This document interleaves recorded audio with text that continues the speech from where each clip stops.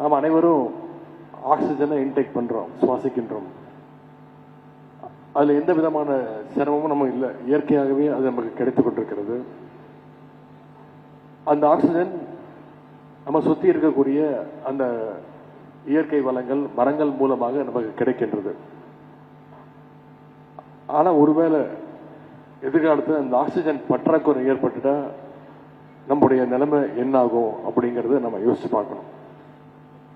ஒரு 4 வருடங்களுக்கு முன்பு கொரோனா காலத்துல, கோவிட் காலத்துல நாம ஒவ்வொருத்தரும் ஆக்சிஜன் சிலிண்டருக்காக எவ்வளவு பாடுபட்டோம், எவ்வளவு டிமாண்ட் இருந்தது அப்படிங்கறத கண்கூட பார்த்தோம்.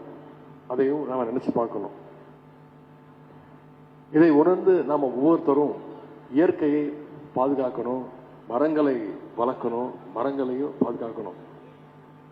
இப்ப இந்தியாவுடைய தலைநகர் டெல்லியில பாத்தீங்கன்னா பயங்கர பொல்யூஷன், அந்த பிரச்சனை, சுவாச பிரச்சனை இருக்கு.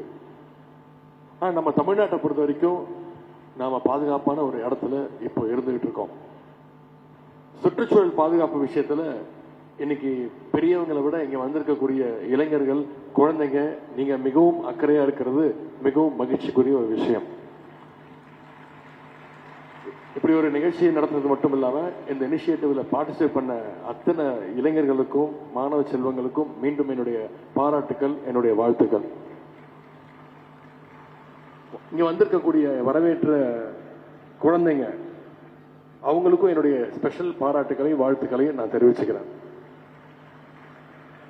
நம்ம ஜெனரேஷனை விட நமக்கு அடுத்து வர ஜெனரேஷன் இன்னும் அலர்ட்டாகவும் இந்த இயற்கையை பாதுகாக்கின்ற விஷயத்துல இன்னும் கூடுதல் கவனமாகவும் இருப்பாங்கிற நம்பிக்கை எனக்கு இருக்கிறது.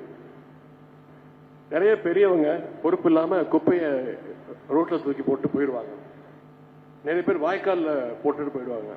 ஆனா குழந்தைங்க என்னைக்குமே அந்த மாதிரி தப்ப பண்ணவே மாட்டாங்க. இப்ப நிறைய ஸ்கூல்ல ஈகோ கிளப் அப்படின்னு துவங்கி இருக்காங்க. அதுல குழந்தைங்க இன்னைக்கு பள்ளிக்கூடத்திலேயே நிறைய விஷயங்களை கத்துக்கிறாங்க, ஆசிரியர் பெருமக்கள் கத்துக் கொடுக்கறாங்க, எஜுகேஷன்லயும் கத்துக் கொடுத்துறாங்க. இன்னைக்கு சுற்றுச்சூழல் பிரச்சனை உலகத்திலேயே மிகப்பெரிய ஒரு பிரச்சனையாக, மிகப்பெரிய ஒரு அச்சுறுத்தலாக இருக்கின்றது. குளோபல் வார்மிங்கால இன்னைக்கு பூமியோட வெப்பம் ஒவ்வொரு நாளும் அதிகமாயிட்டு இருக்கு. நாம பயன்படுத்துகின்ற நிறைய பொருட்கள் இருந்து, பெரிய பெரிய இண்டஸ்ட்ரீஸ்ல இருந்து, தொழிற்சாலைகள்ல இருந்து வெளியேறுகின்ற இந்த கார்பனால தான் இன்னைக்கு பூமியுடைய வெப்பம் கூடிக்கிட்டே இருக்கு. அதனாலதான் வழக்கத்துக்கு மாறாக கடந்த ஆண்டுகள்ல பாத்தீங்கன்னா நிறைய நேச்சுரல் டிசாஸ்டர்ஸ், இயற்கை சீற்றங்கள் வந்துகிட்டு இருக்கு. திடீர்னு பாத்தீங்கன்னா ஒவ்வொரு வருஷமும் மிகப்பெரிய வெள்ளம் வந்துருது, மிகப்பெரிய மழை வந்துருது. சில சமயம் பாத்தீங்கன்னா வறட்சி ஏற்படுகின்றது. இப்படி கிளைமேட் சேஞ்சஸ் ப்ராப்ளம் கடந்த ஆண்டுகளா அதிகமாயிட்டே வந்துட்டு இருக்கு. இந்தியாவில் மட்டும் இந்த பிரச்சனை இல்லை, இன்னைக்கு உலகம் பூராவும் இருக்கக்கூடிய நாடுகள்ல பல சிட்டிஸ்ல இன்னைக்கு அதிகமான மழை பெய்து கொண்டிருக்கிறது. இதுக்கெல்லாம் அடிப்படை காரணமே கார்பன் எமிஷன் அப்படிங்கிறது தான். அதனால இப்ப நம்ம நிறைய எலக்ட்ரிக் வெஹிக்கிள்ஸை யூஸ் பண்ண ஆரம்பிச்சிருக்கிறோம். இது சுற்றுச்சூழலுக்கு மற்றதை விட மிகப்பெரிய பாதுகாப்பானது. இன்னைக்கு தமிழ்நாடு அரசு சார்பாகவும் நிறைய எலக்ட்ரிக் பஸ்ஸஸ் ஆப்ரேட் பண்ணிட்டு இருக்கோம்.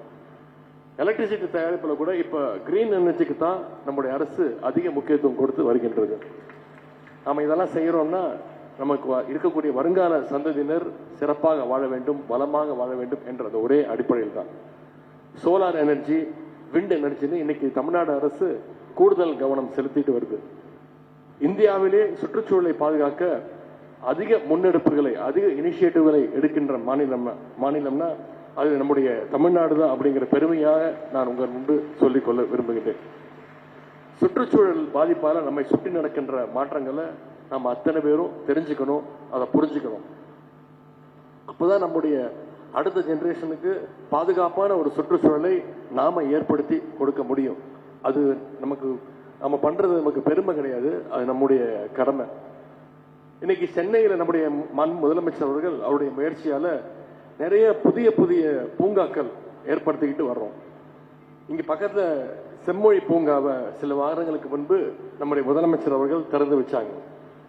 அதே மாதிரி தொல்காப்பிய பூங்கா, கிண்டி பூங்கான்னு ஒவ்வொரு பகுதிக்கும் நம்முடைய முதலமைச்சர் அவர்கள் பூங்காக்களை புதுசா உருவாக்கிக்கிட்டு வர்றாரு.